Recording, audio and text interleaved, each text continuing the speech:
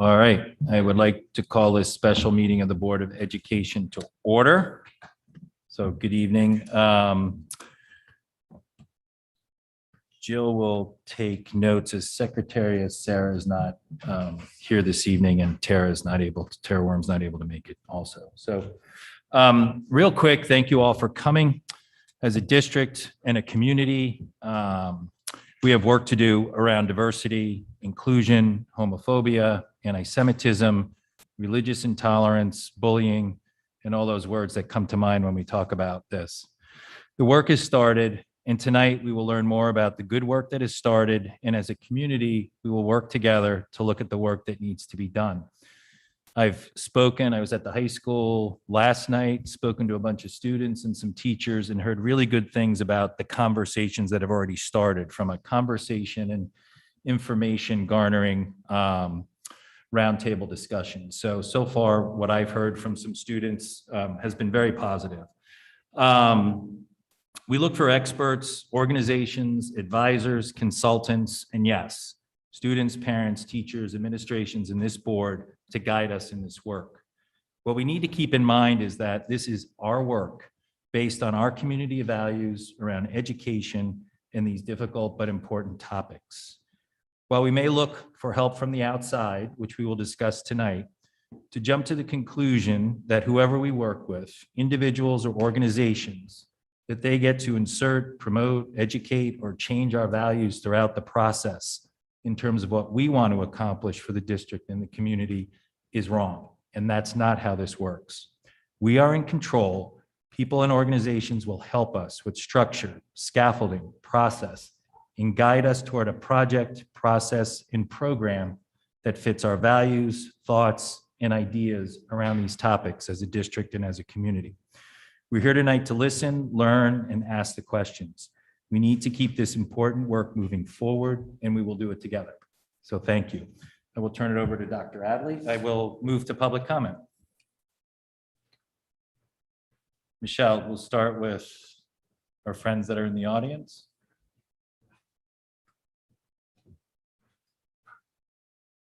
Yeah, sure. Just from a public, no, please come up. Thank you. The speaker tonight, Ken, has a hard stop at 6. So we'll welcome public comment in person and Zoom, but I just like to keep that in mind, and then we'll have public comment at the end of the meeting also. So thank you. Please go ahead. Is that microphone on?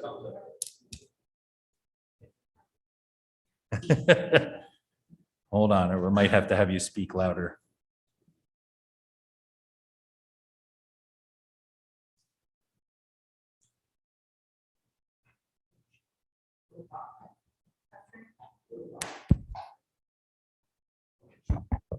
Good. Good evening. You can bend that down. That's good. Maybe that'll help. Thank you. Can you hear me now? Yes. Okay. Yes. Thank you. Let's start. Good evening. Melissa Zablocki, Bellingham Road. Tonight, we will be receiving an introduction from consultant Ken Shelton, who's been engaged by the district to help fix our schools in Darien. My understanding is he will be working directly with our children, as well as helping to develop the plan that will guide the future of Darien public school system. It is important for everyone to be aware of a few things before he presents to the wider Darien community, like what is his experience making him qualified for this role, and what is his overall platform or core values on the education system as a whole. I was alarmed to hear he's already met with some children and conducted an informal assessment with a small selected group before he was presented to the Darien community, parents, and taxpayers. Again, decisions were being made without transparency, and another example of a huge revision to our education system put in place by a small group of people in the administration and BOE. At the end of the day, Mr. Shelton's sole focus seems to be to dismantle one of the top school districts in the country. So I have a few questions in mind as I listen tonight. What is the exact nature of his presence and guidance in our schools community, and especially with the strategic plan implementation? And why do we need to fundamentally transform a school system that is ranked #1 in many areas across the state and nation? Is this in the name of equity? Parents really need insight into this, as it could change the whole dynamic of Darien as a town and the reason for why so many people move here.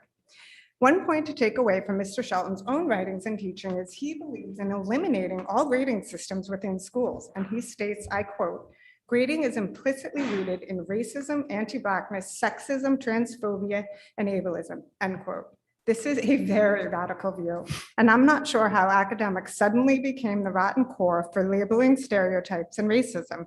This paints all schools as inherently being racist. Some of the top performing students in this nation are from Nigerian, Indian, and Chinese descent. I urge you all to research his works, as he is an outside consultant engaged to interject his narrative into Darien. How does this help children understand each other better and process emotions to become more mindful, accepting humans? With no traditional grading system, how do we hold children accountable in school and life? There needs to be some benchmark and assessment across the board. This is the real world, the unfair world we need to learn to navigate, the corporate and working world where we all get meets expectations on our performance reviews and paid less as a female executive than a male. So again, why are we dismantling one of the top education systems with unproven radical methods?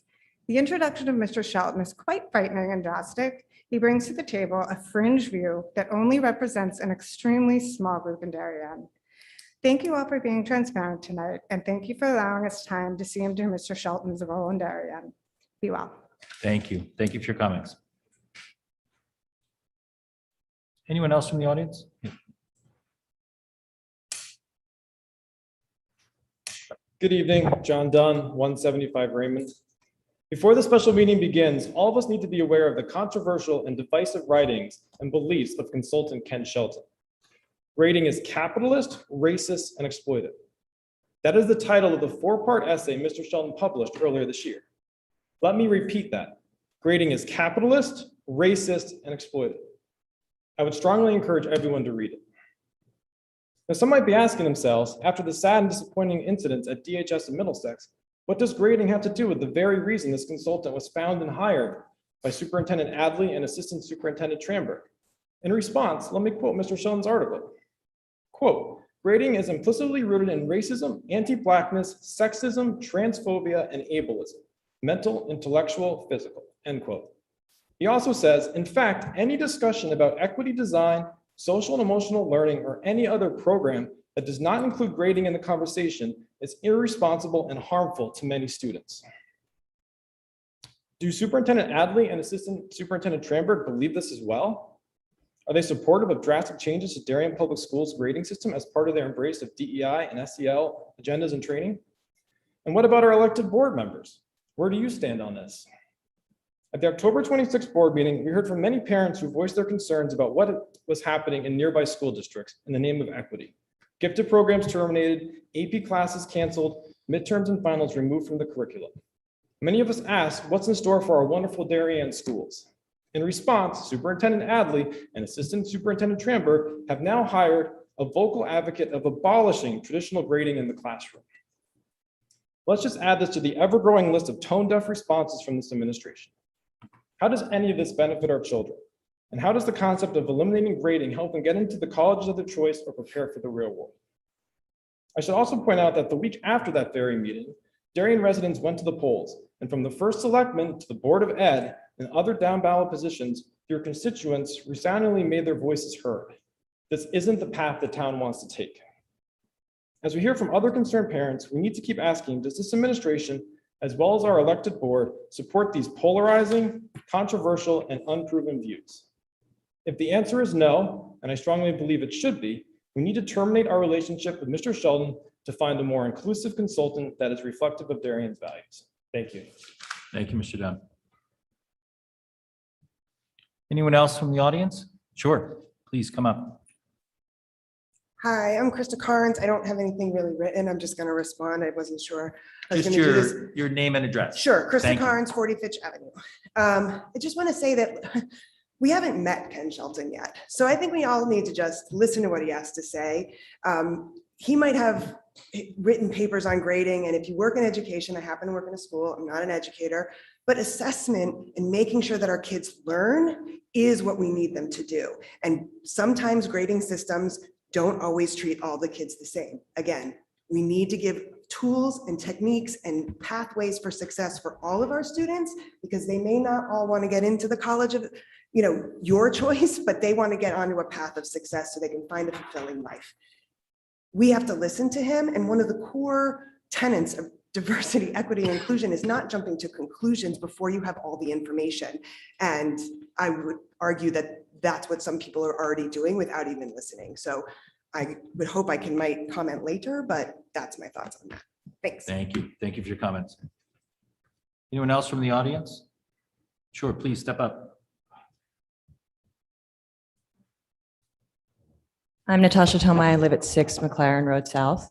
I have not had the time to listen to or read all of Mr. Shelton's papers or YouTube videos, but I've heard of some associations with groups that are pro CRT and do have pretty radical views on education and changing education. And therefore, I'd like to ask the board, my concern is that it's a slippery slope to re-engage. I know that we've already engaged Mr. Shelton in some work, but tonight I think we're making a decision on a very specific scope of work that I have here to have him continue on with the district. And it looks like it's just, 15 or something like that, on-site visits and remote visits as well.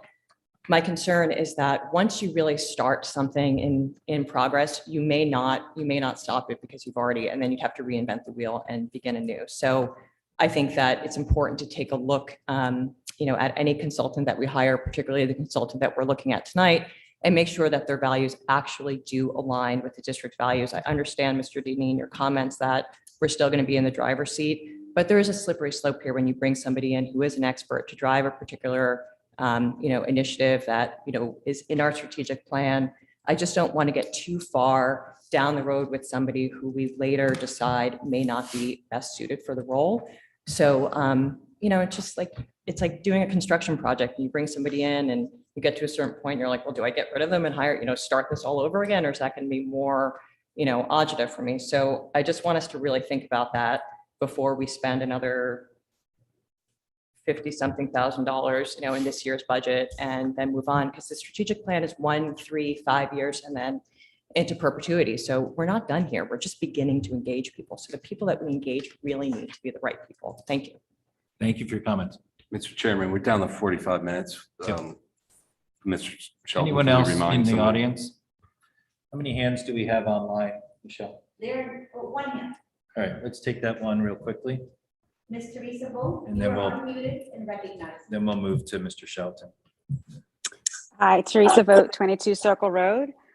I'm glad the district is finally doing something about diversity, equity, and inclusion, because we are preparing for them for the real world. I have a child in college. Every year she has to do a diversity, equity, and inclusion discussion. It's something that they're all required to listen to. It's like a 3-hour thing that they're all required to listen to.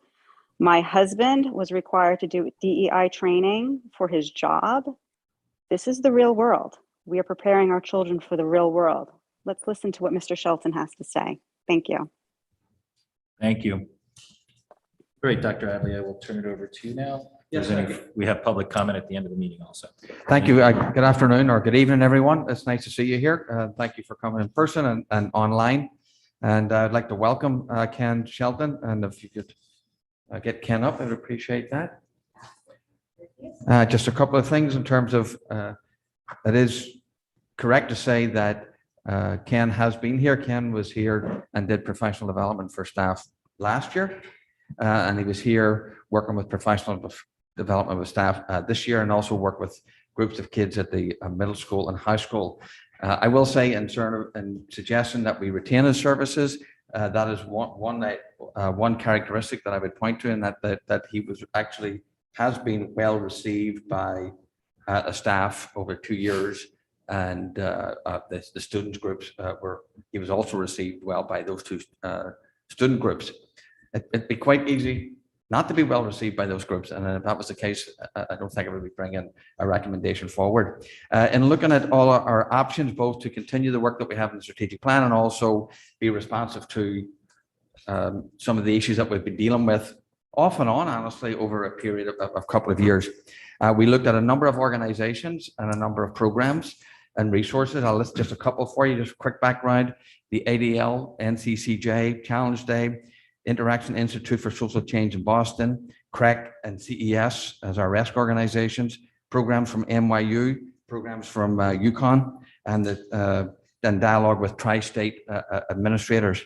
Ultimately, we interviewed a couple of organizations. That was ADL, NCCJ, and Institute for Social Change, and Ken. And while it wasn't set out intentionally, honestly, to select one person to do all of the activities, that is the way it sort of turned out through the interview. I say call it interview, but discussion with administrators and the various organizations. This is where we landed, and I'm pleased that we did land in this. I'll call it a solution, but this partnership, that continued partnership. So a couple of other reasons just before we get Ken gets introduced. One, yes, he is a consultant, and with such, he's not bringing a particular program to the table. The responses will be personalized to Darien and to what our staff and our community and our parents and our board wish to see. He's an educator first and foremost. That may not seem much, but it is to teachers. I can assure you that he spent years in middle school and also with our students, and that's also a big connection. He has worked with schools, organizations, and different corporations. He also can work closely with different constituents, students, staff members, parents, athletes, different groups. He has all those experiences. He does provide, or anybody under this scenario would provide, continuity and coherence of programming. So I think that that's one of the advantages of, certainly in this case, just the way it played out, of having one person to work with our different constituents. He does bring a diverse experience based on his own life experiences. So I think you'll hear that this evening, some of those things that will come out. And I think that Darien is a place that's complex sometimes, right? Has high standards, high expectations. I think he can meet all those and would work very well with all of our constituents. So with that, I see Ken right there. I will introduce Ken. Ken is calling in this evening. Actually, I think he's from Baltimore this evening. He's doing a keynote at, I believe, 6:30 sharp. With that, Ken, I want to thank you and welcome you to the board. And I'll turn over for you if you would like to say some introductory comment or two just to get us up and going. And then with the board's your permission, I will open it up for discussions or anything else about the plan that the board may wish to. So, Mr. Chairman, a point of order. What are we doing tonight? And I sent this in an email a few days ago because this is warned as a discussion. Correct. Yes. It's not an interview.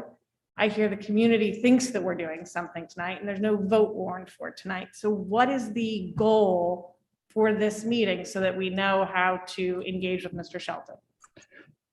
And I would have appreciated an answer prior. So I think the whole board could have kind of known what our goals and our work were for tonight. So in order to move forward, obviously the board has to approve funding through the budget process for this year.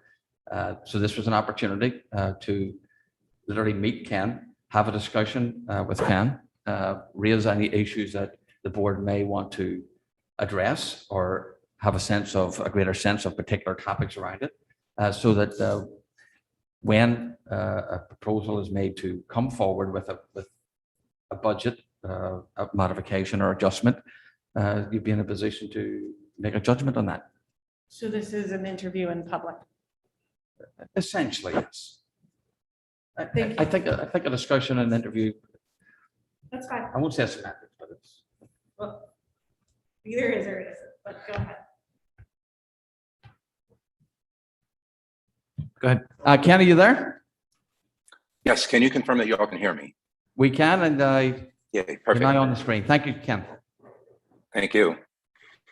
So I guess I'd start off by saying that it's both a privilege and a pleasure to virtually meet all of you. So I appreciate the opportunity to spend time with both the board and members of the community. And I also want to thank the members of the community for sharing their thoughts that preceded my time being here on with all of you. So I'd love for us to be able to explore and examine what we're doing together, as well as any additional questions or even concerns that you all may have around the work.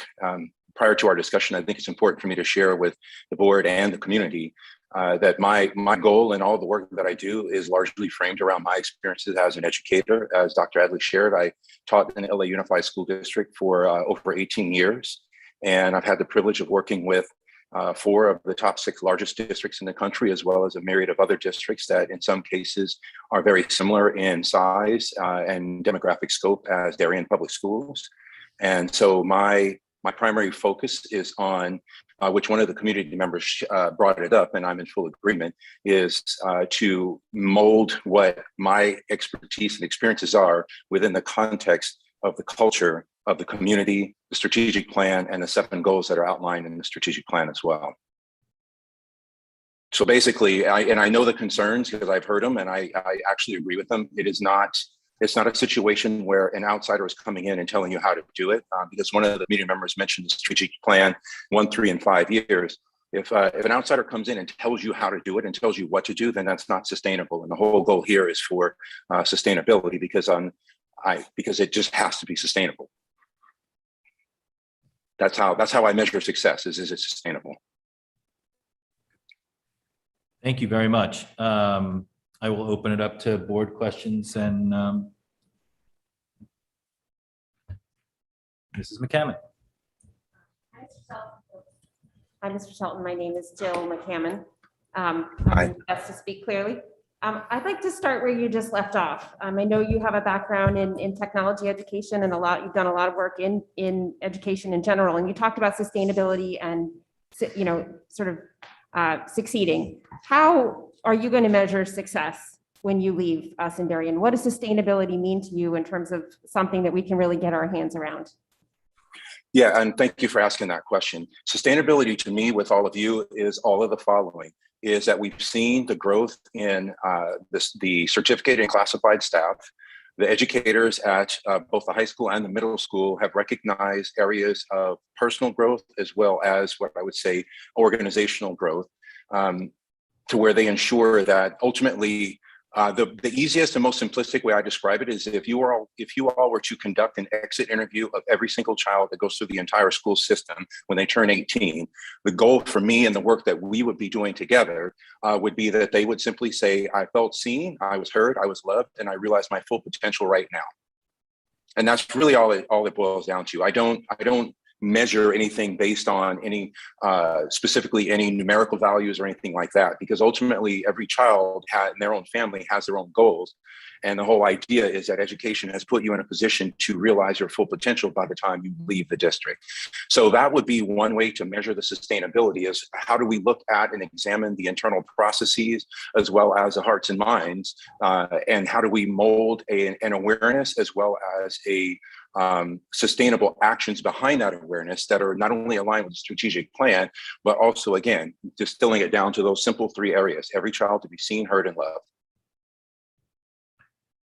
Mr. Shelton, could you, I think it would help the conversation and the public that's participating, a bunch of 12th graders that I spoke to the other night, a couple of teachers, they were complimentary of the discussions that you've been having.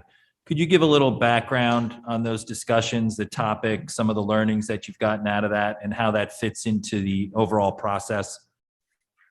Yes, and thank you for asking that question.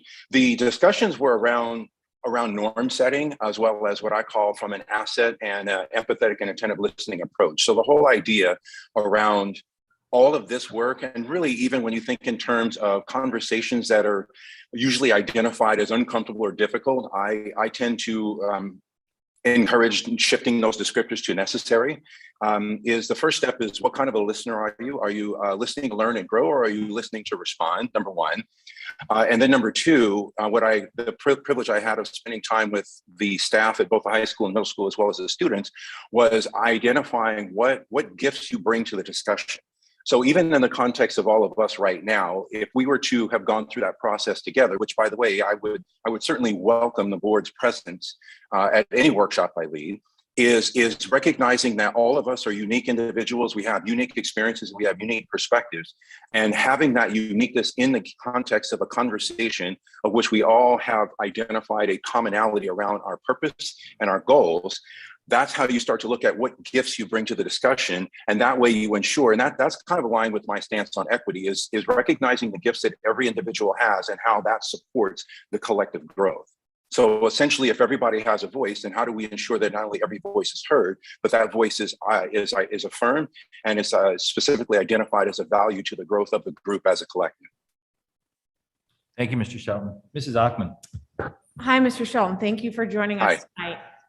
Can you talk a little bit about what districts you've done this work in or completed these kind of audits in, and then maybe how the end result or the end product was tailored to those communities, right? And I've watched a lot of your videos. So obviously LA school district might have different concerns or need than a Chicago school district that might have different concerns or needs. So can you talk about where you've done this and maybe generally, as long as it's not compromising anyone's confidentiality, kind of how things were different based on the needs you saw or the needs the community brought forward?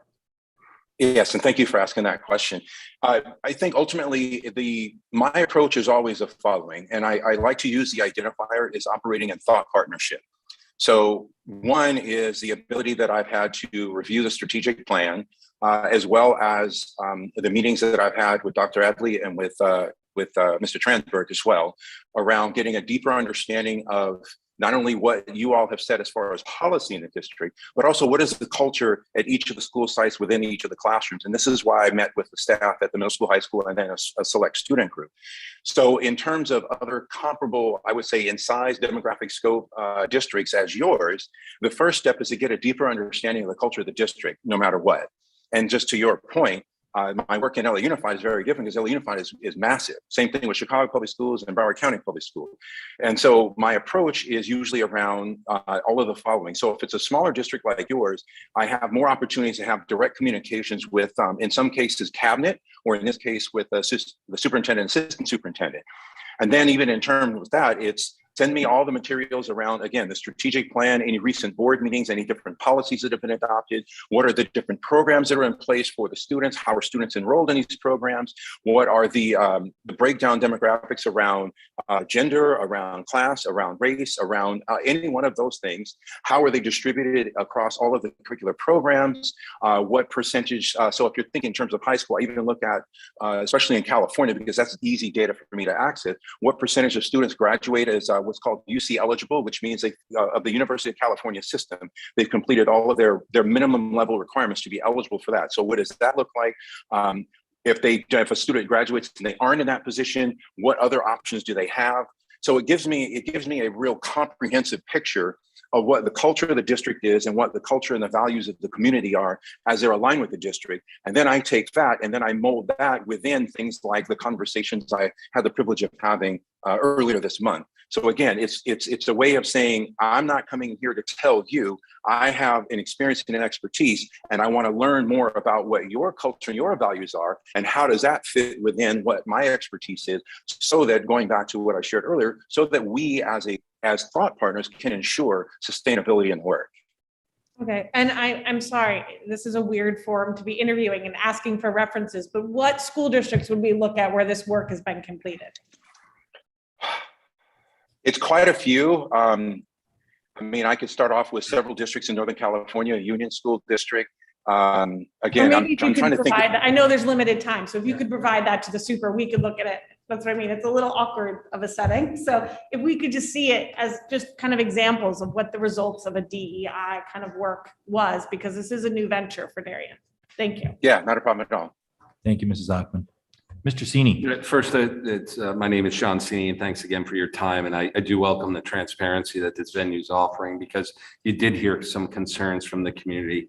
I had the opportunity to watch your Let's Talk Bias interview with Taya Raxton, I think, and it was an hour-long interview, and you gave some great perspectives of your life experiences and how you would address DEI in many cases. And one of the most important elements I took away from it was the importance of understanding others' perspective and creating these cross-cultural connections through this. So maybe taking Mrs. Ockman's question, but also tilting it a bit to, you heard the concerns from a number of community members. I've definitely heard the concerns directly from community members over these last few days, based on some of the writings that you had. Even in that interview, you called capitalism a Ponzi scheme. You questioned class rank, and you called meritocracy a myth. And I don't mean to attack you with those, but give you the opportunity to kind of navigate through some of those thoughts, how it differs from the culture, I think, of this community, and how you would navigate that into a very productive relationship with this district. Yes, perfect. And thank you for taking the time to watch that video. I think it's important to share with all of you that if you look at what I've written, and even as you share what I've shared in the video, that's all largely based on my lived experience as a Black male student and as a Black male educator. So I'll give you all an example. It's a story I share in one of my talks, the class rank. So I come from a family of educators. I actually happen to be the fourth generation of college, to graduate from college in my family, which is already a significant accomplishment if you think about the fact that I'm 51 years old. And so I remember in high school, for example, my AP English class, where I knew that I was fortunate enough to play athletics as well. So I knew I kind of had that, but my father had always essentially instilled a value in both myself and my younger brother that he demands excellence both on the athletic field as well as in the classroom. And so, for example, with my AP English teacher, I remember that she wanted us to collaborate with our classmates. And I just asked a simple question. If I collaborate with one of my classmates that's going to end up ranked higher than me, then wouldn't it be in my best interest to sabotage their work so it affects their grade so I improve in rank? And my whole idea, even around sharing, and of course she said, no, it doesn't work that way. But my whole idea in sharing that story is, I believe that all learning environments should be cooperative, not competitive. There are, as a community member shared, there are plenty of things in life that are competitive. But even my approach with my students was, the whole idea was, if we're running a race together, our goal is so that everyone crosses the finish line, not who crosses the finish line first. Ultimately, as you get older, and I would say to my students, as you get older, you get closer to the time we finish high school, you're going to kind of figure out what your next path is going to be. For some, it was college. For some, it was career and technical education. And for others, it was going and working in the family business. My whole thing was, what am I doing to ensure your wellness and your empowerment? And how are we doing it together? Because ultimately, even in the context of our dialogue here, which I've shared this with Dr. Adley numerous times, this is why I love the phrase thought partnership. Ultimately, we are able to accomplish far more if we work together in that process. And the whole point around the diversity and inclusion is you do have to have perspectives that aren't aligned with yours, because otherwise you have an echo chamber and all you're going to do is recycle doing the exact same thing. And this is this is part of what I shared in the video and what I even shared with the staff around. The first step is to actually listen and to be able to recognize that all of us have different lived experiences. And we don't, the last thing you want to do is discredit or dismiss a lived experience of another person. We want to get a better understanding of that. And then now identify what are the commonalities that we have in our experiences based on our common purpose or goal. Thank you very much. Thank you. Best. Hi, Mr. Shelton. My name is Julie Best. Thanks for being with us this evening. Sort Thank of you. following up on what you were talking about just then, would it be possible for you to share with us some of what you heard when you met with students from Darien recently? Or if that's to identifying on a broader sense, some of the kinds of things that you learn from students when you start this work? Yes, I can share in general sense for sure. I got the sense, which happens pretty much all the time, the students want to be able to engage in the dialogue. They want to be able to be in a position to be supported in understanding the processing of the information that they're consuming, the information that they're learning. They want to be in a position to be able to get a better understanding of things that are going on both in their world and outside. The screen froze. Can you all hear me still? Yes, we can. Yeah. Yes. Oh, okay, good. Okay. So basically, in the whole context with the students, and especially the high school students, what I was hearing from the students were all of the following things. We want to be able to talk more about social issues. We want to be able to get a better understanding of how that fits into the context of what we're learning. And then the big one with them was, we want to make sure that when we want to share what we're thinking, that the adults are actually listening.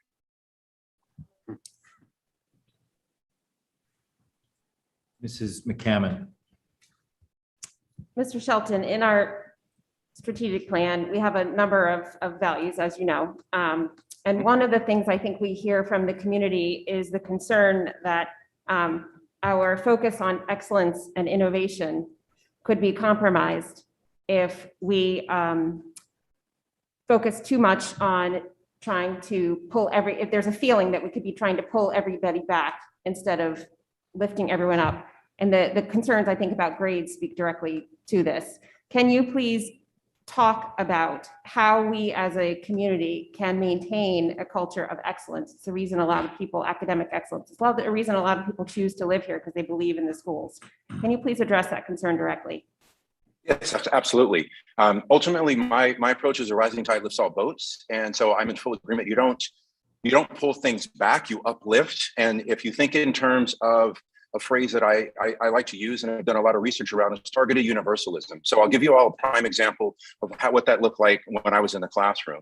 I had students that were performing at a very, very high level, and I had other students that were not.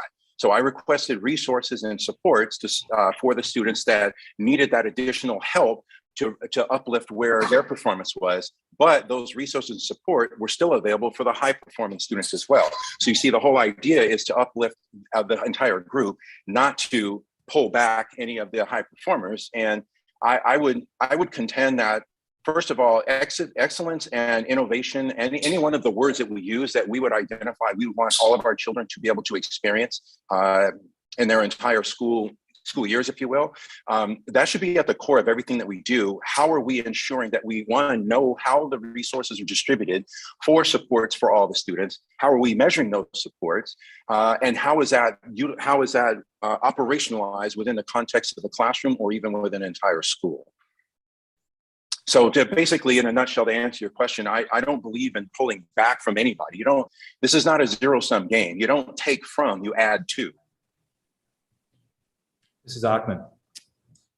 So it seems to me, being involved in education for a long time now at this level, that we used to have this conversation around special education, right? And we've gotten to a point now where we understand that special education need different children who are in the special education program need different supports in order to be able to achieve. But DEI, and I imagine you've found this in other districts, seems to have a pushback. Can you explain why you think or how you have helped communities get more comfortable with this idea that DEI is lifting everyone up and not pulling people back? Yes, I'm glad you're asking that question. The first step is to be able to engage with the community in conversations, not unlike what we're doing now, although my preference would have been for us to be able to do this in person and to be able to get a better understanding of even our own experiences working our way through different educational systems, whether you are in a public system or a parochial system. And so then when you understand the whole idea around, and look, I get it with parents who have children in the community and in the schools. You don't want something taken away from your child to be given to another child. And this is precisely why my approach is the rising tide lifts all boats. And so, for example, using what you just shared, even when I was in a classroom, I had students that had IEPs and that had special education services. They should not be denied access to the same core curriculum and learning experience that the high performing students were afforded. The whole idea was provide the resources. Now that resource is not only available for those students, but there might be the opportunity for another student to be able to engage in whether it's a human resource or any other type of resource, because ultimately I think there's always room for growth, no matter how excellent you are. And to be honest with you all, one of the analogies I used to use with my students, because as I shared earlier, I did have the fortunate privilege of playing college football. As I said, even the best players, we still practice. There's still always room for growth. And what you want to do is make sure that you are providing the resources and supports to operationalize and fulfill that growth. So in the end, again, my approach is never to take away from one and give to another, or to isolate an individual group and say only this group gets the support. So the whole idea is if you support and uplift the community as a whole. Mr. Brown. Ken, thanks for joining us tonight. My name is Dave Brown, one of the board members. A couple questions. In listening to the conversation here tonight, you mentioned that you want each student to be loved, seen, and heard as they go through as an individual. But later on, you were talking about doing some sort of inventorying. I think one of the group criteria you mentioned was class. I'm not sure what that is, but what's the purpose of inventorying individuals by group? How does that promote their individualness? Oh, you mean targeted universalism? I guess it was a context about coming in and some of the audit work and some of the inventorying you would have to do and look at the district to figure out how to mold or sort of craft and customize the program moving forward. Oh, yeah. So, okay. So now I understand. Yeah. I mean, ultimately that, again, that's me being mindful of and respectful of the culture and the values of Darien Public Schools, as well as the community at large, where I'm not, I don't believe in me going in and telling you what to do. That's not how I operate, and that's not sustainable. And quite frankly, that is very myopic in perspective. And so the whole idea is, again, taking what I know and the supports that I'm providing as thought partners with Dr. Adley, among others, and saying, okay, here's what you have. And I would actually even argue one of the conversations that we had is the fact that because I don't live in the community, I am coming in with a different perspective, a different lens, and I may see some things that that you all may not see, or I may see some things that you do see and just simply affirm what you're doing. The whole idea is what is our universal approach align with what you have outlined in the strategic plan, as well as those 7 core goals.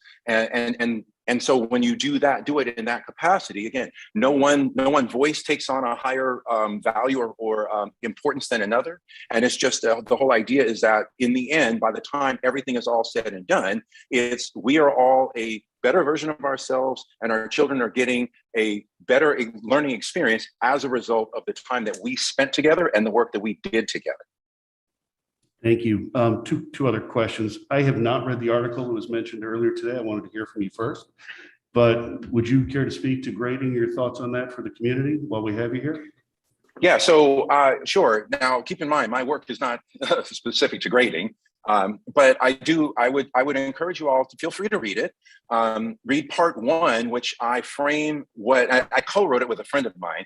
I frame my own experiences as a learner and as an educator within our current grading system that I'll even share with you all one example. So when I taught, it took me probably until my 5th year to start to realize that, for example, that the 100-point scale is not equitable. If you really think about it, a 100-point scale, you really only have 11 percentage points of success, and that's 90 to 100. And so for me, the whole idea was, how are we assessing learning, and how are we supporting growth in learning? And is it truly focused on learning, or is it focused on a number? And so 2 of the things that I immediately changed with my grading policy were all the following. So every project that a student did or a group did, it was the 3 R's, which was reflection, revision, and resubmission. Because again, the whole idea is growth and support. I also shifted to a 4-point scale, not a 100-point scale, so that way, if you'll notice that there's no zeros, there's a 1, but keep in mind, revision, reflection, revision, resubmission, because ultimately I wanted all students to be successful. And when you think in terms of the culture of a school, I'll never forget that probably about 3 or 4 years before I left the classroom, I was in LA Unified, so the numbers might shock you all. So my average class size was 45, and I worked at a school that had a 7-class period day. So you can do the math as how many students I had. 98% of my students for several years earned a letter mark of an A. And it was earned. It was not like grade inflation or giving. And so think about what that does to the mindset of a child, of which they've been supported and affirmed, and they've achieved something because they got the supports and they were given the opportunities to continue to work it and work it and work until they got better at it. The analogy I used to use with my students was when I played football, is you worked on a play, you worked on a play, you worked on a play, and you kept doing it over and over and over again. And even when you think you didn't make a mistake, the film will tell you where you made a mistake, and you do it until it becomes almost second nature. The whole idea around learning is, how do we continue to grow in that process so that you go over and over and over again? I got it. Now I move on to the next item. So that's part of the reason why I wrote that series. And then, of course, I cite my own personal experiences with that, which I would just encourage the community members that shared their thoughts around it, is to keep in mind that my framing of that is based on my lived experience. And I recognize that all of us are going to have different experiences. That just happens to be my experience around it. And I know for sure quite a few school districts are really starting to look at reforming their grading practices. The largest one in California is doing that is San Diego Unified. They shifted to a 4-point scale, and they are going to more of a mastery process of grading, which means you have to show a set of standards at a particular point, and then you can move on. It's similar to how you get promoted in the military. Thank you very much for that. I really appreciate it, Ken. And then the last follow-up I had is, we're talking about diversity, equity, and inclusion. We've also had some discussions here about equality. And I guess the question I would have, and this may not be fair because obviously you're going to come in and tell your work to the community, but perhaps broadly, generally, how do you define those different words? And are there distinctions between them, particularly equity and equality? That's a conversation we've had a few times here. I would love to hear your thoughts. Yeah, so I as simplistic as possible, I look at equality as treating everybody the same. Equity is providing access and opportunity to each individual based on an individualized need. Awesome. Thanks so much, Kim. I really appreciate it. Thank you. May I add one more thing? Just again, the way my brain works, just food for thought for the board and even the community member.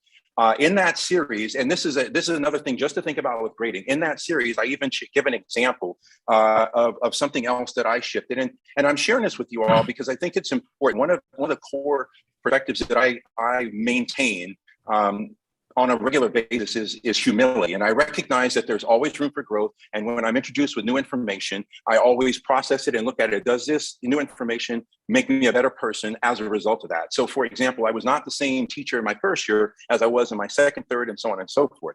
And I share that because one of the things I also mentioned in that grading piece was the fact that averaging is not fair. It's not equitable. And I even have an example of where it's the example is which student would you want to pack your parachute? Student A, over the course of 5 weeks, where they got 80, 80, 80, 80, 80, or student B, where they got 60, 60, 70, 100, 100. And if you were to average out those numbers, student B would actually have a lower average, even though in the last 2 weeks they scored 100, where student A showed no growth. And so the whole idea for that, and even putting that, was something that I learned in the classroom as well, was that even averaging isn't necessarily fair because it doesn't account for growth. Not everybody starts off at the same place at the same time, nor learns at the same pace. And this goes to the whole idea around equity: is how am I gauging individuals on an individual basis and tracking their growth? And then now what does that look like in a letter grade? And it required a lot more work on my part, but in the end, I know that I can look in the mirror at night and sleep well, knowing that I was supporting all of my students to realize their full potential. So again, I definitely welcome you all to read what I wrote, and I welcome any further dialogue around that if anybody would like to have it, for sure. I appreciate it so much. Thank you, Ken. Thank you. Mr. Sini. Just one follow-up, Ken. In the proposal that Dr. Adley produced to us, there's 4 bullets or 4 paragraphs, and one is partner with the community. And given what you heard tonight and some of the I guess, concerns, I guess I would outline them as, talk about how you would interact with the community outside of the teachers, the administration, and of course our students, i.e. the parents and other members of the broader community. So yes, and thank you. I think it's important, and I'm in full agreement with the community members. It's important for the community voice to be heard and not performatively heard, legitimately heard. And so many of the districts that I've worked with, when logistically, when it's been possible, we've actually formed a community partnership. And so we welcome members of the community to be a part of the process of the growth around the work that we're doing as well anyway. And several of the districts, the community partnerships serve as a type of advisory technical working group that from their perspectives, they were going to give additional feedback, ideas, and really, again, thought partnership around the operationalization of the strategic plan. So I think it's great to involve the community. Again, remember my experience as an educator was in LA Unified, which good luck getting the community involved with that when you're thinking in terms of the geographical scope of LA Unified. And this is where I think for you all as Darien Public Schools and many of the other school districts that are of comparable size, you have a unique gift that you can actually involve the community more intimately, not only in this type of work, but also ensuring that community voices are heard in the process as well. So I welcome the dialogue, and I actually would encourage some degree of participation, whatever that may look like, as a community partnership. And my final comment on that is that my favorite setup has always been the following. So the community partnership is usually a small group of the teachers, a small group of the students, and then now members of the community. And that's how you form that community partnership. That way you ensure that all of the critical voices are heard and that their voices are a part of that process. Thank you. Mrs. Ackman. So following up on that, as a practical matter, you're in California most of the time, and I think the plan that we've seen lays out a lot of Zoom. We all love Zoom because we can do this, and we all hate Zoom because we're tired of it. So can you talk a little bit as a practical matter? This really is an ingrained community issue, I believe, and we only have control over the schools. But so how, from afar, do you get a real feel for what's going on from California in a small town in Connecticut? Right. So during when we were on full lockdown, I worked with 2 districts where we did everything on Zoom. And again, part of that, to your point, part of that is that initial norm setting process, and even the vetting process for those that wanted to be in the community partnership. They just shared thoughts around what their experiences were, both as an educator, as a learner in the community, and what their professional roles are, and how, and of course, my approach, how does your experience as a professional and as a learner, what are gifts as a result of that? You bring the dialogue that we will have together align with our common goal and purpose, which is to see the strategic plan and the core values that have been set by the community and the district, see them to their successful fruition. So the beauty that we have is that I do have scheduled times to be there in person. I would certainly welcome, and I would actually think it would be great for us to be able to specifically plan a time when I'm physically there so that we can all sit down, break bread together, and engage in dialogue, and then perhaps use Zoom to bridge the times that I'm not there. But again, ultimately, even with that, the whole idea around that is to empower the community so that that you do live in California, that when I'm not there, the dialogue will continue and the growth will continue. I don't want you all to be essentially dependent upon me. I want to be a part of this process and be a part of a thought partnership with all of you. Thank you. Mr. Maroney. Yes, hello, Mr. Shelton. Dennis Maroney here. So in your interview that I saw, you talked a lot about, or not a lot, but you spoke about privilege and what privilege has and what influence that has on discussions of DEI and bias training and so on. Can you, and I think not just me, but I think a lot of people around the country are still struggling with this idea of privilege and what it means and how do we deal with that? How do you teach that to 10, 11, 12-year-olds, 15, 16-year-olds to explain that and maybe especially in a community like here where we are very privileged to live in such a place? Yes, so, and I'm glad you're bringing that up. Thank you. I mean, first of all, the whole idea around privilege is that my first thing is to recognize that all of us benefit from some type of privilege. So I'll give you all an example. At my last school, they were building a new wing to the school, and they had some members of the community as a part of this little focus group. And so then they revealed their designs in a faculty meeting. And so one of the privileges that I have is I'm able-bodied.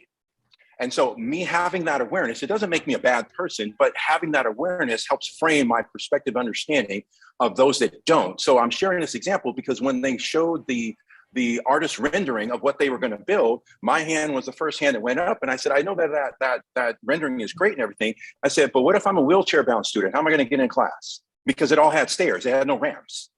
And so my whole idea around that is to recognize things that we may have that others don't and use it as an awareness piece to say, okay, how do I make sure that something I'm saying, something I'm doing is inclusive along those lines? So, I mean, even with when I was in the classroom, my class website, I had links to every page that was translated in every language that every child that I had that was spoken in the home.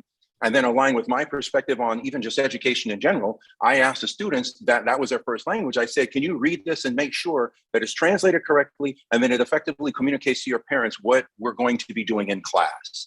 So the whole idea around privilege is to recognize that we have things that others don't have and use that as an awareness piece, not necessarily, I don't believe in guilt and shame. I've seen that. And I know why that question comes up, where it's like, you should feel bad because you have something somebody else had. Look, there's things that some of us have that we've earned, and there's things that some of us have that are just by design. They're just, we got lucky. Like I shared, I was fortunate enough to play college football. So I was lucky enough to have athletic gifts to be able to do that. But that doesn't make me a bad person. What it makes me aware of is how do I ensure, as an educator, how do I ensure awareness around especially a child's experience that doesn't have the same physical gifts that I had, so that they can be fully inclusive and fully participatory in their learning experience. I have to ask, what position did you play? I played receiver. Then, so my head coach unfortunately passed away this past July. He had a battle with cancer twice. So I played receiver. Then I got switched to defensive back, and then I got switched back over to receiver. So just so you all know, I played at UCLA, and the head coach when I was there was Terry Donahue. Mr. Devine. Yes, Mrs. So, Ackman. I've read your articles on grading and I've seen your videos. To tell you the truth, I think in some cases that they're not as radical as what people think. We don't do class rank here other than our valedictorian already.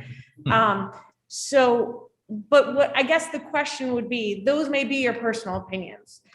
I think what the public is looking to hear, if you come to Darien and they have different opinions, can you put aside your personal opinions and work within the framework that Darien is telling you? So if Darien comes back and tells you, no, we love grading more than anything and we're going to grade, I think the public's concerned that there'd be a disconnect there. And I think what we need to hear from you is, are you able to say, you're right, that's my personal opinion, but I can work within the framework of what you value up until a point of whether you want to take my advice or not?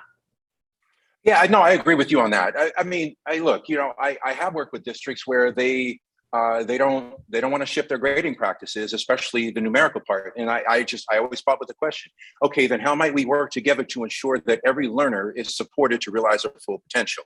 And that's why I shared the example of, again, my own experience. And I'm sure many of us, I'm going to go out on a limb and guess that many of us are within that comparable age demographic when we fill out the survey.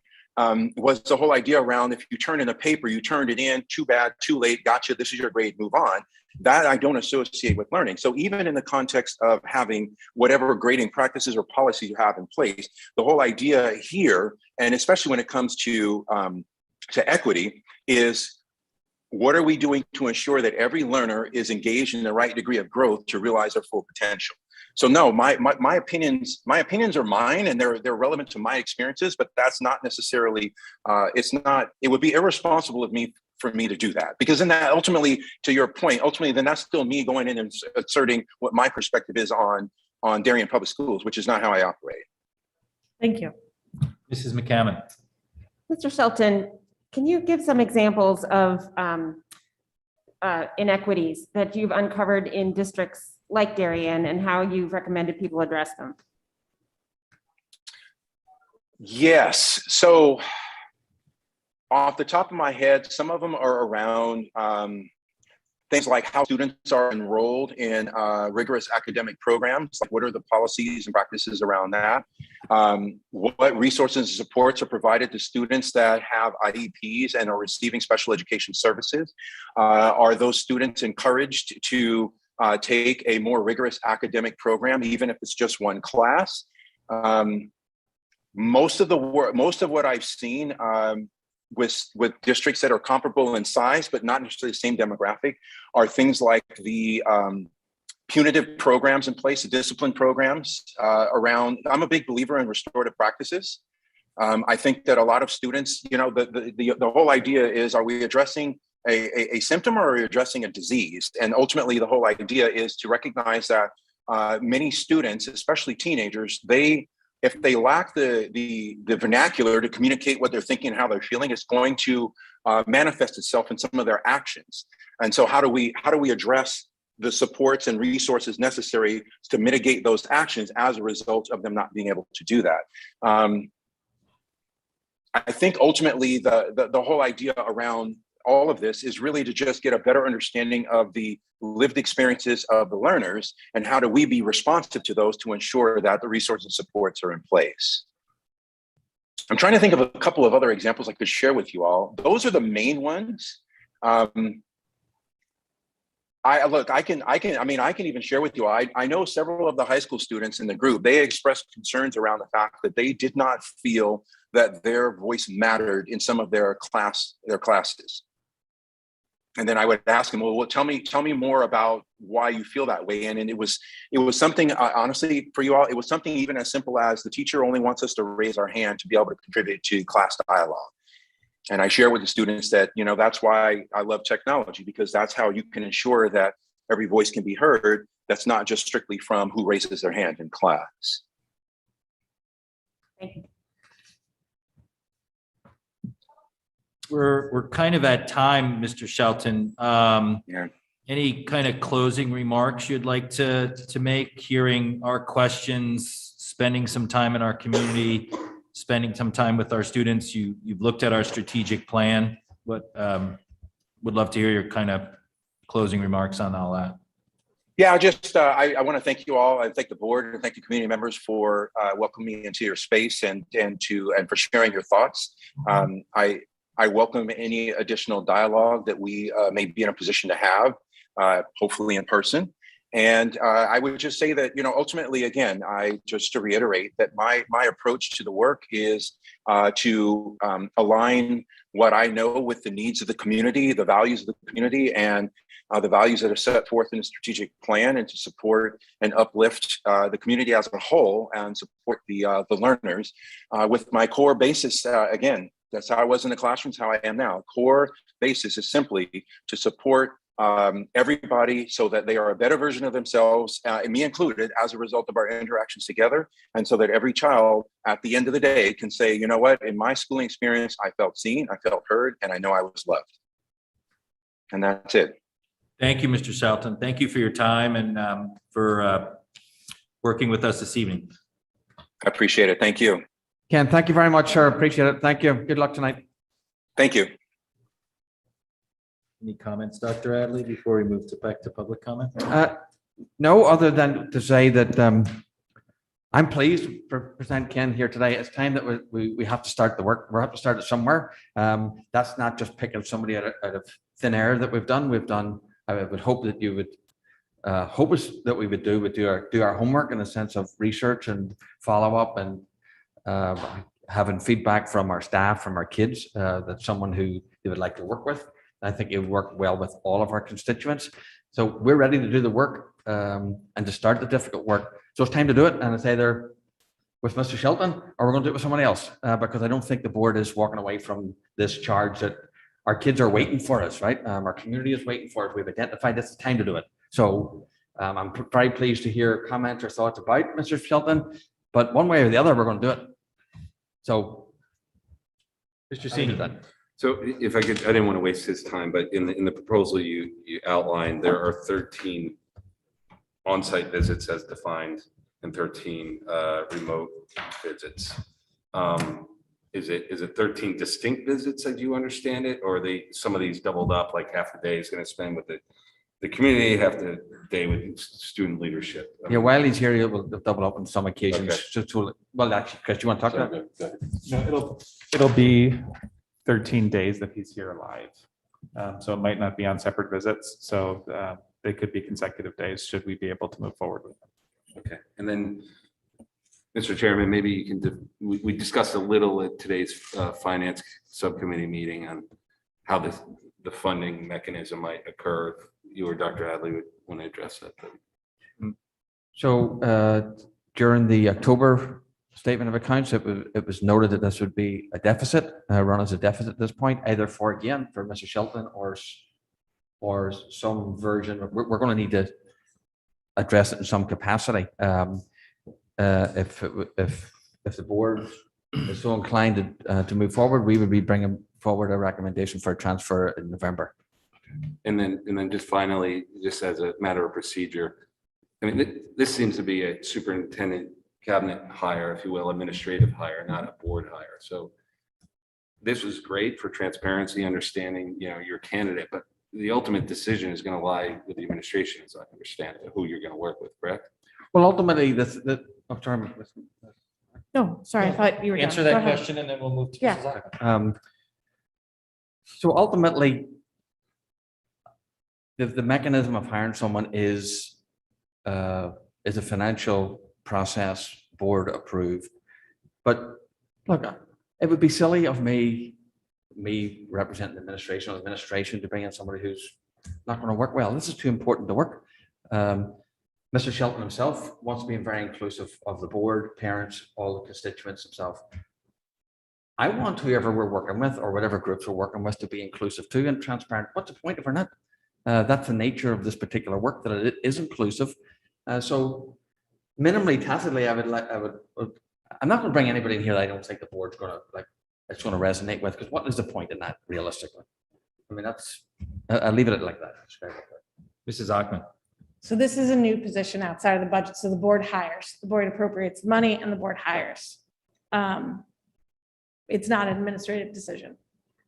And it would be a vote of the Board of Education. Secondly, when you say you would bring a transfer within the budget, or are we looking for monies outside the budget to pay for this? Currently, I would be looking for money inside the budget currently. What does currently mean? Well, if there was other options available for funding for these types of things, I would certainly pursue them if I had that opportunity, or pursue them after the event if I could do that. But that's probably not going to be, probably couldn't do that part of it. So I think at this point in time, you're looking to fund this within the existing budget. Yeah, I'm looking for the urgency to start the work, yes. Okay, and then in the October meeting, I had requested, and I know Mrs. Stein had requested when she was still on the board, to be able to see multiple candidates. Is there any intention to bring forward another candidate, or it's, if you don't take Mr. Shelton, we're back to square one? I would say that this is our best recommendation based on the people that we have spoken to and followed up with and discussed this. So if it's not Mr. Shelton, I'll be back to square one in some capacity of rethinking the approach. No, so I will just say, speaking as a board member, why I appreciate an hour with Mr. Shelton. It's hard just because this is new work and I don't have anyone to compare it to, or to ask contrasting questions to, or the same comparable questions and field a different answer. So I will just say, as an individual board member, that's proving difficult for me.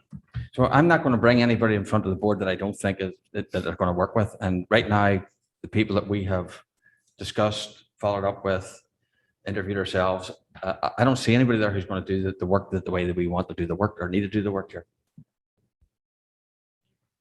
So I struggle, I mean, look, I'm being honest, and it's, again, I appreciate the transparency of the forum, but I'm trying to be direct. I find it hard to believe that there's no other DEI consultant worth interviewing, and that it has nothing to do with whether the professionalism or my feeling on this particular candidate, but usually on high-level positions or on important work in the district, it feels hard that there's only one person, or else, you know, the deck of cards falls. If that is where we are, that helps kind of form our decisions, I think, as board members, but that's why I requested in October, is there anyone else to consider? And if the answer is no, there's absolutely nobody else who can do this work, well, that helps make a decision, because I am committed to the DEI work. So I think in answering your question directly, Ms. Ackman, I think we'll be back to the people that we have. I wouldn't exclude the people that we have, like some of the groups and organizations in of themselves may be able to come in and do a nice job in some capacity, like for instance, the ADL coming in and working with the kids in the middle school this particular week was very successful. But ultimately, I wouldn't be bringing it. I would be going back to, yes, there are DEI consultants out there. You are correct in that. Then I would be going back to square one to looking at other DEI consultants I wouldn't be bringing anybody that we've seen because I don't think they're going to, I'm not going to bring you somebody that I don't think has a vision for the work or is going to be able to work with the constituents. So I would be going back to relatively square one to looking at consultants who can do the work. So I guess if you were, so to that point, what you're presenting to the board is that the work has been done, the interviews have been done, the meetings have been done, and this is what you're bringing to the board. So to go back to square one, you really would be challenged to bring someone back to the board that you feel has the qualifications to work with us on this work as a district. You've come to the conclusion as an administration that this is the person that can help guide us with the work that needs to be done at the district level. Both of those statements are correct, yes. Okay. All right. Mrs. McCammon. So you touched on it in the beginning, Alan, but talked about coherence, but can you take a few more minutes to develop why you specifically would like to keep Ken Shelton as your consultant? Why is it? Again, you touched on the highlights, but can you review those, please? It sort of came out through the process a little bit, evolved through the process a little bit.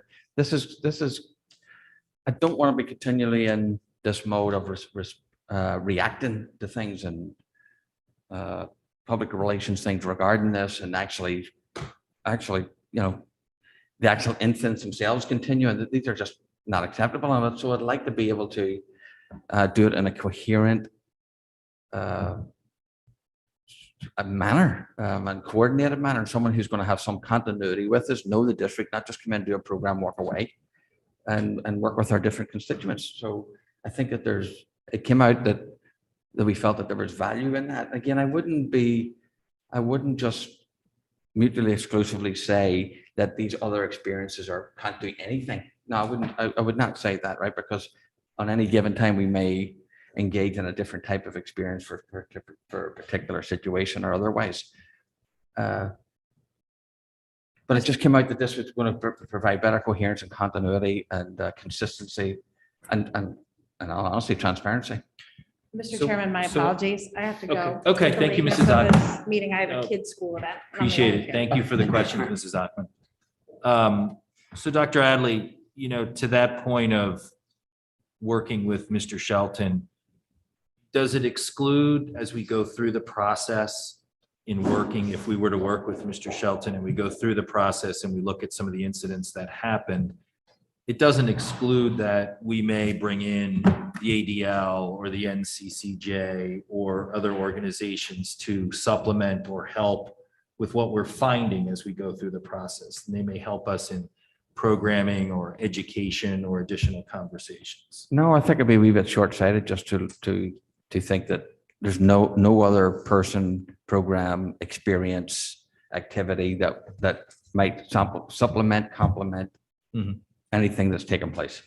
And I wouldn't want any of the ones that I have listed to say, well, you listed them before and you didn't hire them as we didn't hire that.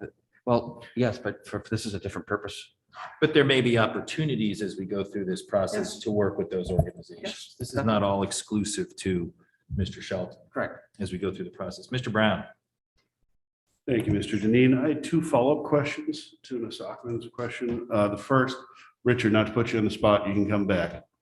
Are there other grant opportunities or possibilities or other things to fund this type of work? And if you don't know, okay, but obviously we'd apply if there were, of course. And then the other question, Mr. Chair and Mr. Adley, is maybe I should have done my homework better, but knowing we didn't have action on the calendar tonight, I didn't. There was a comment that this is a board hire versus an admin hire. Could we get some clarification as to where this is, where the authority is, what the actual, what the actual parliamentary procedure is going to be on this, and any clarification around that as we move forward? would be I can much certainly get appreciated. clarification. There are times where we do work that is in the budget, at least that's the way I see it, Richard, if you want to get clarification. That the board many times has updates to, and rightly so, many of the resources that we use. Actually, we include people, we would actually introduce them to you. Some of you participate in those workshops. I would encourage people to participate in these things, these experiences. So many of them are familiar names to us, but there are other ones experiences that we may use along the way that they're not as familiar perhaps, and that's incorporated into the budget. This one is just of the nature that it's significant enough that I think we need to have the discussion about it. I see it as being approved through the budget process, and I'll be happy to get clarification on that.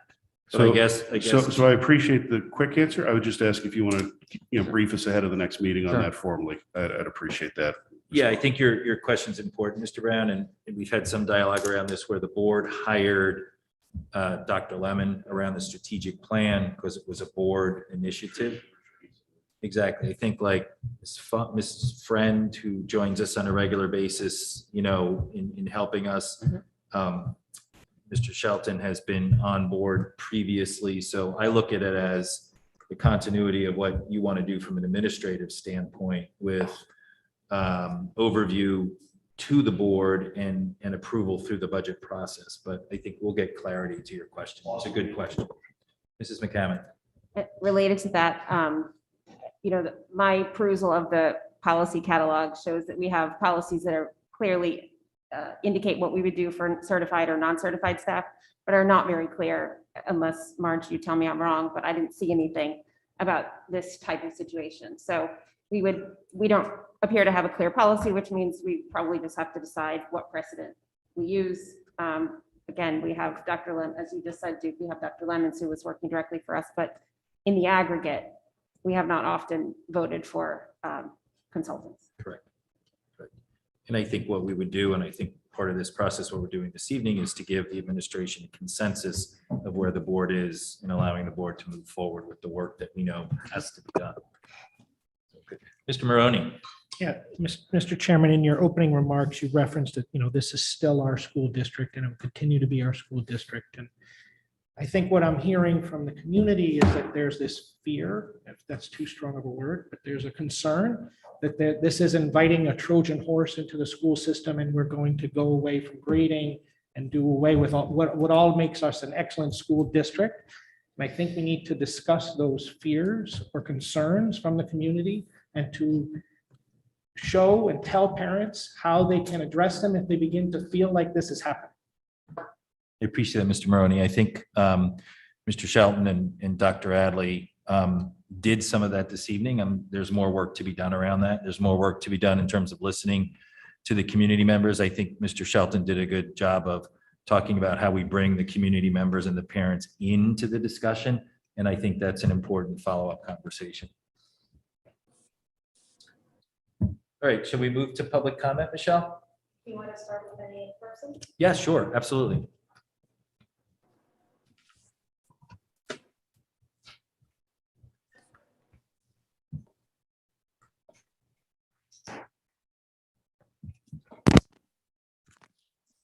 All right, thank you. Good evening. Good evening. Julie Punishel, 23 Fitch Avenue. I waited to do my public comment until after I had my chance to hear Mr. Shelton speak. And what I want to speak to you guys tonight about is that you are here to serve our students. I want to repeat that again. You're here to serve our students. The community, the parents community have been very loud, and I understand that, but I really think the voices you need to listen to are the students. We've had 6 very brave students come up and speak, 1 alumna, and I think it's really important you listen to their voices. I think to the discussion about Dr. Adley has taken the time to listen to the students. I know he has had many, many interviews, many meetings, and he has spoken to them. They are begging you for change. Have you listened to what they spoke about, what is actually happening in the schools? It is an unsafe environment for them right now. I have 2 very high-performing learners. I have a daughter who is at Claremont McKenna College. It's a 9% acceptance rate. And when she got there, she was very happy to be in an environment that is a collaborative learning environment. That is something I think we need to look at. Our education system is an extremely high pressure cooker. I think if you listened to the parents, you would understand and you would hear many of our students are receiving mental health experts and help and advice and support because of the pressure cooker our students are in. I really think you need to listen to this. We need to act now. They are begging for it now. We do not need to delay. I feel a lot of what the people are talking about with their objections is a tactic to get us to put the brakes on DEI. And I think it is really important we act now. And I think if you were to also listen and do the exit interview he talked about, if we were to actually do that with our students, I think you would be really surprised to hear what the seniors and the recent alumni have to say about their experience at Darien High School. A lot are not happy. They do not feel like it was a pleasant experience. They felt like it was a pressure cooker where it was very competitive, where everybody really strove for those grades. And it's a difficult place. And I think us listening to the students doing this DEI work will be very important to create a much safer, better learning environment where everyone feels seen, heard, and included, and feels like they're getting the best education they can. So thank you. Thank you, Julie, for your comments. Anyone else in the public? Thank you. I'm still Krista Carnes from 45th Avenue. I just wanted to say thank you all for your thoughtful questions to Mr. Shelton. I think it sounds like a great first step. And I think what we're talking about here is a systemic change for a long-held problem. Like Darien has a reputational problem with colleges. We are seen as exclusive, and exclusive does not mean opposite of inclusive. We have privilege here. We have opportunities that we can give our kids that many, many people in this country can't. And I'm not going to apologize for that, and nobody should. But I think we need to realize that A, not everybody has that, and B, the excellence that we tout needs to be representative of what the future is what the future is. And the future is our kids are going to be sitting across from people and asked to work collaboratively in college, in their careers. And if they don't have the perspectives that they need, even if they don't agree with them, if they aren't taught what they need, how they need to envision other people's positions, they will never be the leaders that we want them to be.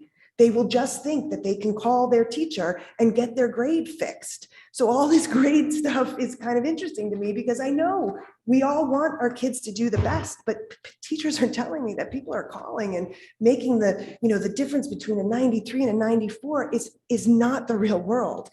Are you learning? Are you collaborating? Are you making a difference? And I think that's the core of DEI. I think you guys have a triage decision to make. I think this expenditure is for excellence, both in the immediate sense to create safety and confidence that people will be heard when they bring up their traumas. And this is a trauma-informed thing. I think that's something else that may come up. This is going to be a curriculum thing. Because what are we listening to? My heart was broken open in 10th grade in Darien High School when I was shown a documentary about the AIDS Club. And if you remember back then, this was like 1989. It totally blew my mind and changed who I was at my core. I'm sure everybody in that classroom didn't have it, but my teacher put it out there for me.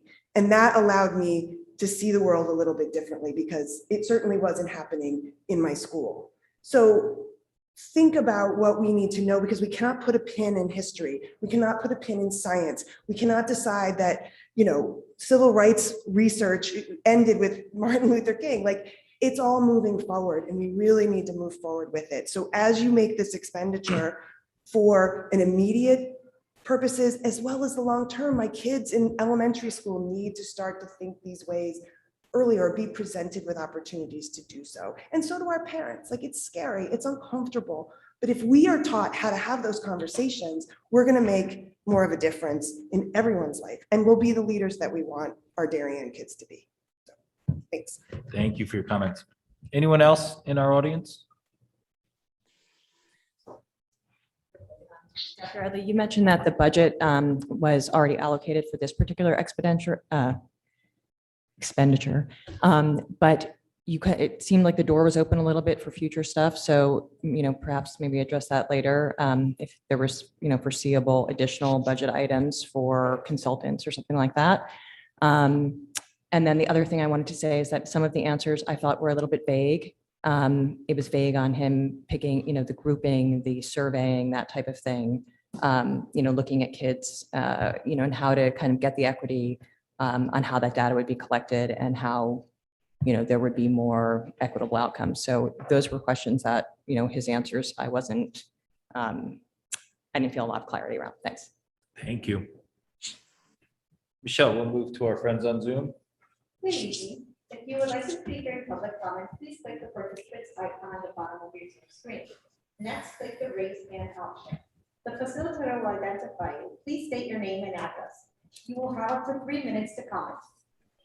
Gregory Bramley, you are unmuted and recognized. Hi, Greg Rambling from 11 Blueberry Lane. Can you hear me We okay? can hear you. Go ahead, Greg. We can Okay, hear you. Great. So just a couple comments. After listening to the presentation from Mr. Shelton today and having read some of his work and listened to some of the questions from the board, I think at this time, for me at least, I would not be supportive of increasing his involvement in the school system. The process seems rushed, and the administration appears to be presenting a take it or leave it approach to what seems like a pretty important decision for the school system. Contrary to a couple of comments that were made, I do think that Mr. Shelton's views do come across as fairly radical. And a lot of it seems largely consistent with CRT or critical race theory, which I think our community has been pretty clear has no place in our schools. And I don't see how he can separate his extreme personal views from the job for which he's a candidate for. In addition, it doesn't seem possible, at least to me, that he will be able to understand our school and community culture via Zoom and a handful or two of in-person sessions. So I think, look, let's do right by our #1 ranked school system in the state and take our time and do this right. Thank you very much. Thank you, Mr. Grambling. Susie, you are unmuted and recognized. You're still muted. You're still muted, Susie. How about now? That's great. Please go Okay. ahead. Thank you. Your name I'm and address. Susie Flaherty, 6 Lake Drive. I just want to echo the sentiments that the kids need this. And I understand that it would have been ideal to be presented with another candidate or two, but the kids need this now. And one of the things that we consistently hear from the kids is that they don't feel like they have a voice. And they have been sharing their voice with you, and they have been saying that they need this. So to deny them that now would send them yet another message that they can talk all they want, and we're still going to do what we think we should do. Secondly, I think we really need to be careful about the words that we're using. I don't think we need to worry about grading. I personally, and here's a perfect example of me being able to separate my personal views from the group. I personally think his grading system sounds fantastic, but I understand that that's a threatening thing for a lot of people in town. So I'm not worried about that. I don't think he is going to be pushing that because it doesn't work for our community. So I really think we have to be careful about the words we use and the words that we see being put forward tomorrow in social media. Are we going to hear a lot of scary words about, radical and racist and grading? I really think we need to hear the man as he is and what he said. But again, I want to reiterate, the kids need us to act for them now. Thank you. Thank you, Susie. Satori, you are unmuted and recognized. Hi, this is Clara Sartori. Can you hear me? Yes, Clara, thank you. We good. can hear you. I live at 161 Old Kings Highway South. I'm very glad you're doing this, but in watching the presentation tonight, I wanted to suggest a little more of a partnership between Mr. Shelton and someone from the administration. I think that there are a lot of places where he was a little vague, as the lady, previous speakers mentioned. And I just think it's important to have a person from Darien, from the administration, go along with him in what he, in his interactions at the high school or at the other schools.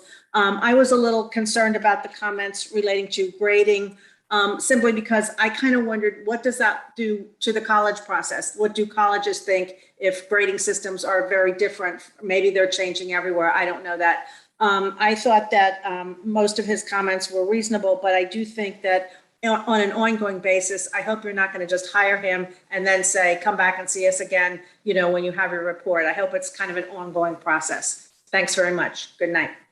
Thank you, Clara.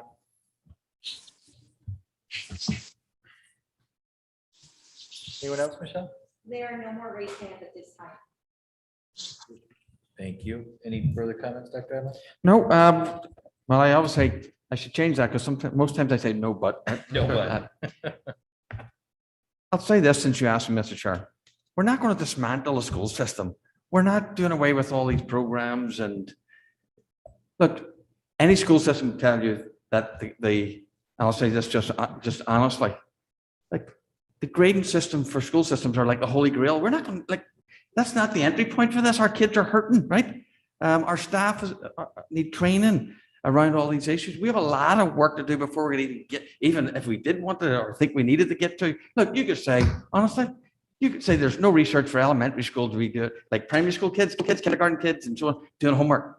And yet you've got a homework. There's no research for that at all. But that's not the entry point for this. That's not, I'd be shocked if we talking about that. But I also wouldn't say we include like any topics being like talked about, reflected on, or otherwise. But we have so much work to do in this arena we're not dismantling programs. Honestly, a lot of this is inflammatory in my opinion. Okay, and I'm certainly I'll also be respectful to members who have different opinions. We want to be inclusive with everybody. I think there is common ground on many of the things that we need to do, and let's work on the common ground or issues that we need to do. I appreciate you saying that, because it's amazing how something that's written or read is then taken and the conversation starts about changing the grading system. That conversation has never occurred at this board table. All right, throughout the whole course of this. The same with other districts eliminating AP courses and different things like that. Those conversations are not at this board table. So I think that's where we have to be careful with what we pick up and what we insinuate or throw out in the course of the conversation and what the conversation actually is. So I appreciate you saying that. All right, may I have a motion to adjourn? Julie Best, second by Mr. Sini. All those in favor? That is unanimous. Thank you all. Thank you all in the audience, and thank you on Zoom.